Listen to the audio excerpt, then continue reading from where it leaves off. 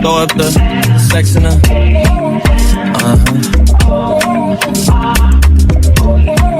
And I can put you in. Sanibonani, welcome back to our safe space. It's your favorite brown hand, Lungi Gumede, signing in. And today we'll be talking about being a vegetarian for 2 years. So today it's around about Wednesday, the 29th of January 2025, and it is noon right now. So it's 12. So in the year 2018 to 2020, I decided to become a vegetarian. So what exactly inspired this change? So what inspired this change was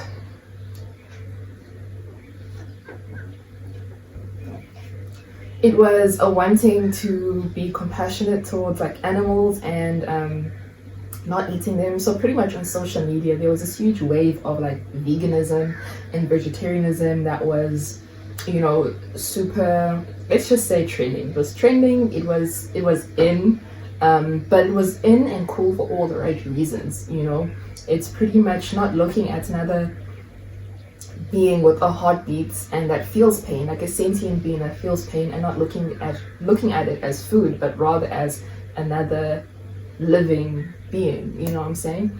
So that's what pretty much like started this, inspired this change in me.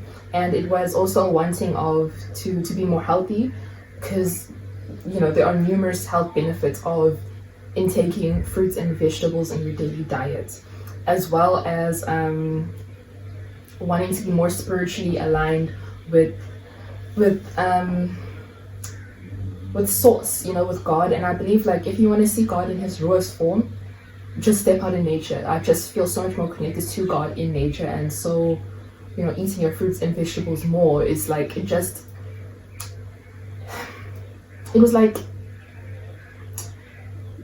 healing for me, pretty much healing for my spirit and my soul, and kind of like cleansing, you know, not cleansing like I was dirty, but like cleansing in terms of just like letting go of everything that was weighing me down, you know what I'm saying? So that's what pretty much inspired the change. So what I did was, because it's such a big shift, like I am Zulu, right? So since it was such a big shift, I literally kept a notes app, right? Not the notes app, I kept a folder in my notes where I kept the amount of days that I was a vegetarian. So like day 1, day 2, day 3. And then obviously eventually it was like 1 month, 2 months, 3 months, until it became 2 years. So what would meals on an average day look like?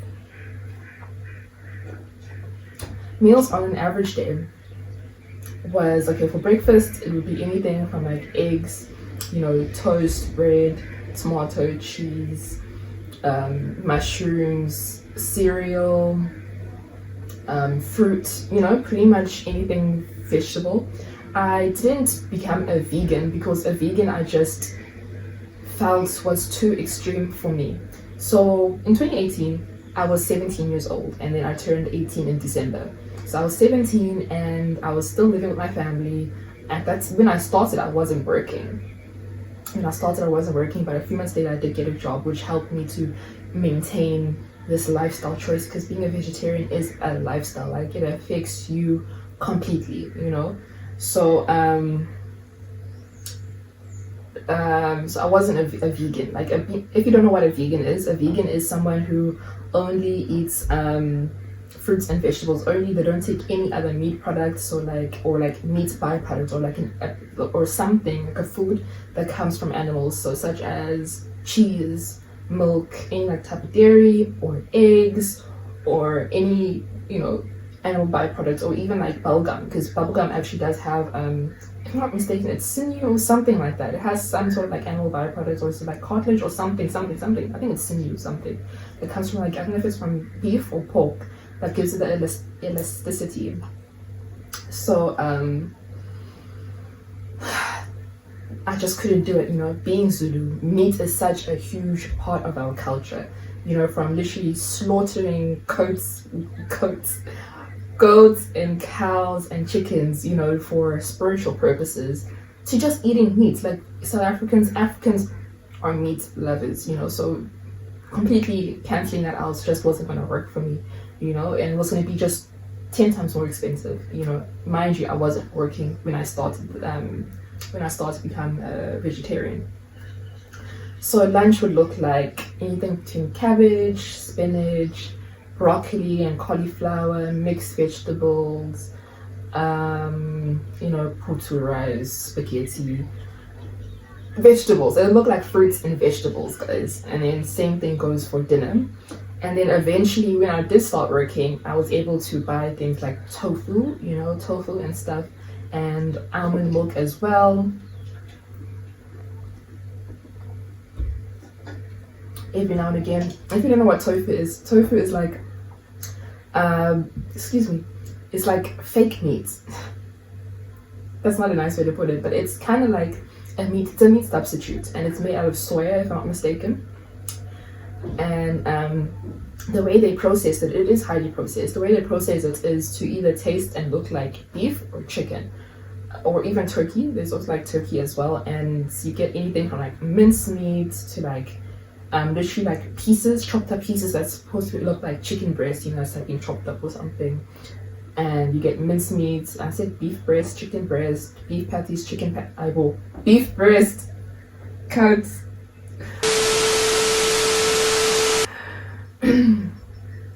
Beef patties or chicken patties. You get it right.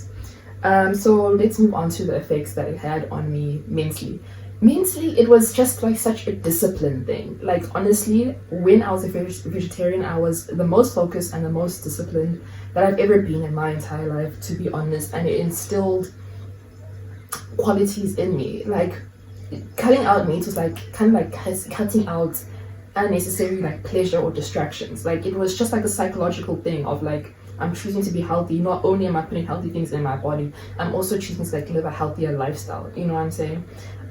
For example, when I was a vegetarian, I saved over 25,000 rand. This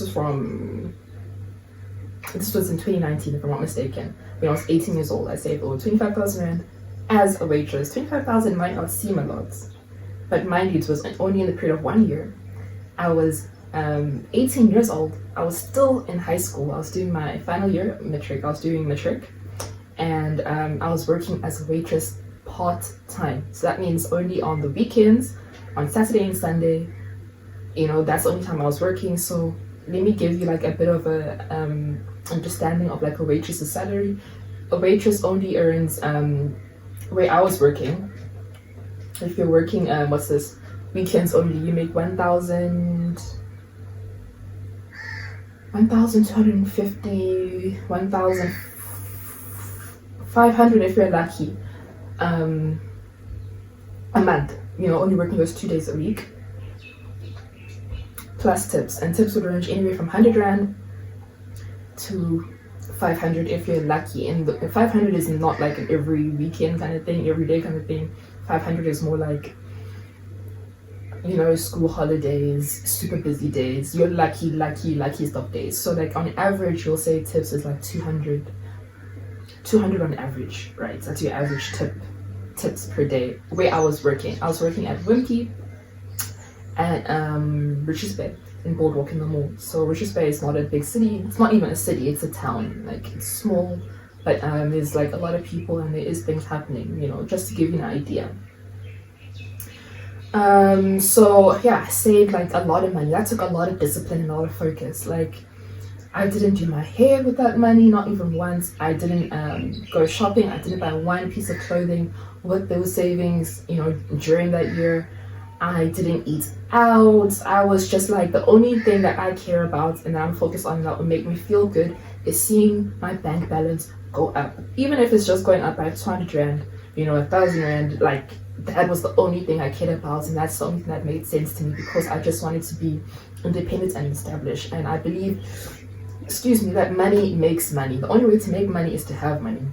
So I was thinking in terms of like capital and just like growing. Like once you have like a substantial amount, you can think of ways to grow it. So that was the frequency I was on. And I wasn't seeing anyone, I wasn't talking to anyone, like relationship-wise, romantically. I was uninterested totally in relationships, boys, njolo, during that time I was uninterested, like completely. And I say like boys because, I was still in high school and stuff. So, I mean, obviously, like I was approached by like a guy or two, but like I was just like, mm.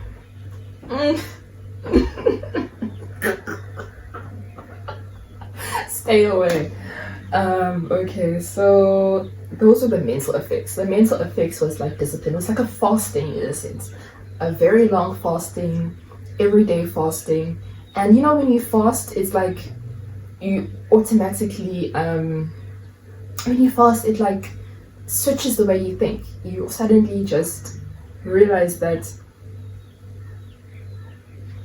everything you do is like, you know, it's for a purpose. You know what I'm saying? You live life for a purpose, with meaning, you know, with intention to progress and be better, you know, somehow, whether it's spiritually, whichever aspect or area of your life, you know. So it was that kind of like shift mentally, very disciplined and very focused. Physical effects.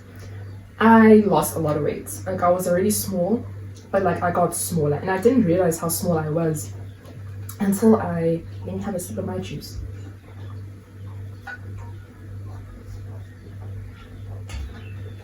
I didn't realize how small I was until until years later, when I'm like looking through my old photos, I'm like, damn girl, you were tiny. So like I did lose weight, but I felt lighter and more energized. I had a lot of energy because I also tried to prioritize eating vegetables closest to its rawest form, you know, because when it's closest to its rawest form, that's when you get the most nutrients and vitamins out of your food. The more you cook your food, the more cooked your vegetables are, the less nutrient dense it is. Like it just like goes away with the more heat, the longer it stays, you know, on the stove. So I felt more energized, focused. I think you can also say that's like mental, because like mentally, like you just have like mental clarity. And I felt good, hey? Like I just felt like cleansed. I felt like lighter. Obviously, like I was literally lighter, but not like lighter like weight-wise. I felt lighter in my spirit. You know, like I felt like I just wasn't holding on to anything that was weighing me down. You know what I'm saying? Like, mind you, you know that meat goes through so much processing nowadays. They are injected with numerous things, you know, just to speed up the growth process, you know, so that they can get from farm to fridge a lot quicker. And also watching the documentary Farm to Fridge, if you have not watched it, I highly recommend it. But please note, it's not really for sensitive viewers. You're gonna feel bad for the animals in the farms, because like factory farming is not the sweetest process. No, it's quite harsh. Okay? So those are the physical effects. Like you're not taking, because you're not taking in all of those things that the animals were injected with, because obviously if the animal is injected with all of these things, you're going to be, and you eat that in, that's going to also go into your body, and it affects the way your body, like it affects your body entirely. Like there's a whole science behind it, but that's just like a summary of it. So that was like another physical effect. And yeah, spiritual effects. I felt closer to God. I just felt God's presence more clearly, more deeply, because during that time I was meditating as well. I believed in meditation and manifestation techniques, and I was like in my spiritual bag. You know, I had like my crystals, and I still have one crystal till today. That's the only crystal that has like made it for all these years, which is my amethyst crystal. If you know anything about crystals, you know that they have like different properties, energetic properties and spiritual effects, you know. I just felt more aligned with my higher self. It was just also practicing compassion and empathy, you know, not only for people and myself, but for animals and sentient beings. And it just draws you closer to God. Like it's something that you have to experience to go through. It's similar to fasting, you know, spiritual, you know, like fasting for like spiritual reasons and religious reasons. It's similar to that, but like on a grander scale and more long term. and then how it affected the people around me. So back to being Zulu, living in South Africa, being African, Zulu culture, African culture and tradition in general. Africans love meat, and also when you live with a family, when you cook, cook for everybody. You know what I'm saying? But suddenly now I have to be excluded from meals and have like a separate pot for me sometimes. Most of the time. But I also did encourage them to like eat vegetables and explore vegetables and fruits and veggies and actually think a little bit more about what they put into their body and if it's going to help to make them stronger. Yeah. So how it affects people. At first, initially, it was like, oh my god. Usually, if family members aren't eating from the same pot at least where I'm from, that means that one, like you guys do not get along, like there's beef, like serious beef. But you guys are persevering and you're still under the same roof, like it's bad, it's tense, like you guys don't trust each other. But now here I am, I love them, they love me, it's only like love between us, as family. But now I have to be cooking a separate pot. It was kind of like awkward and uncomfortable for them at first, but then they quickly got used to it and they understood it. And you can't force umuntu to eat something that they don't want. And even more so, I'm grown, like senkhulile, like I am mature, of a mature age, over 18, so I know what I'm doing. I can think for myself. So the only solution was for me to cook in a separate pot every now and again. Conversations we had and how it made them feel. They just wanted to understand where was I coming from. Why am I doing this? What inspired this within me, this huge change and shift of lifestyle? And I explained it to them. No, I just don't believe in eating animals because I believe that they have a soul, they have a heartbeat, they feel pain when they're being killed and stuff, and I do not want to put that into my body.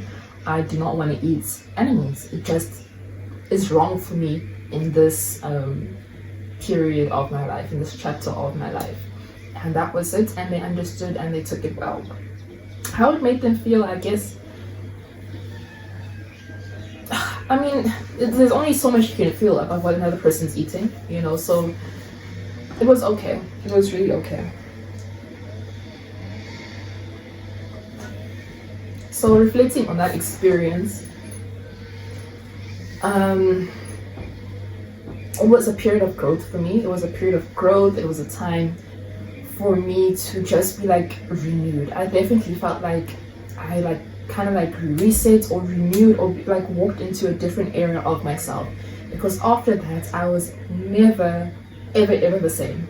I was a lighter and brighter person. Like my personality just came out a little bit more. I lived life with a purpose. I just thought more deeply, and I'm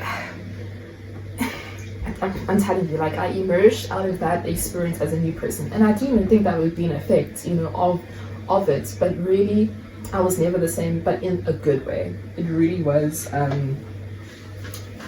positive experience. Would I do it again?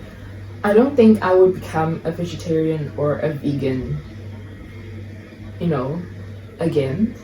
Even though I have so much good to say about it, simply because I do not want to be that small, So I do not want to lose weight. I believe in bulking up. I believe in taking care of your appearance and loving the way you look. And being too small will not be good for my confidence or my self-esteem. I would not be happy with myself if I looked in the mirror.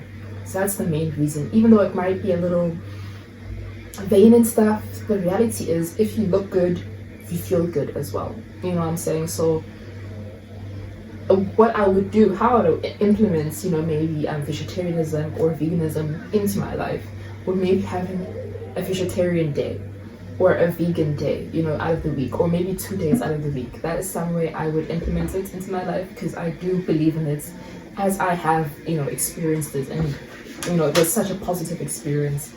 And I did get mistaken for being a Rasta, those people dreadlocks who practice veganism and stuff. But I didn't have dreadlocks, but they thought that I was exploring maybe that culture and stuff, which I wasn't. What did I learn? I learned to be focused, dedicated. I learned to live for for more than just myself and for a greater meaning and purpose in my life. Because I am caring about other sentient beings, you know what I'm saying? I learned to be close. I just grew closer to God. Definitely, it was a fasting. I grew closer to God. I learned what it means to feel God's presence in my life and to feel my connection with God, you know. And you know, eating fruits and vegetables is it raises your vibrational frequency, right? It actually makes you vibrate higher because of the vibrational frequency of fruits and vegetables. It is higher. So I was vibrating higher on a daily basis, you know what I'm saying? So that state was just almost bliss, you know. It was almost bliss. As much as it was challenging, it was almost bliss and stuff. So that's what I learned. It was a positive experience, and I would definitely do it again. You know, maybe a few days a week, as I said. But yeah, so that's my experience of being a vegetarian for 2 years. So that was from the age of 17 to 19. And yeah, that's about it. Thank you so much for watching. It's your favorite brown hand signing out. Be love, be you. And I'll see you in the next one. Bye.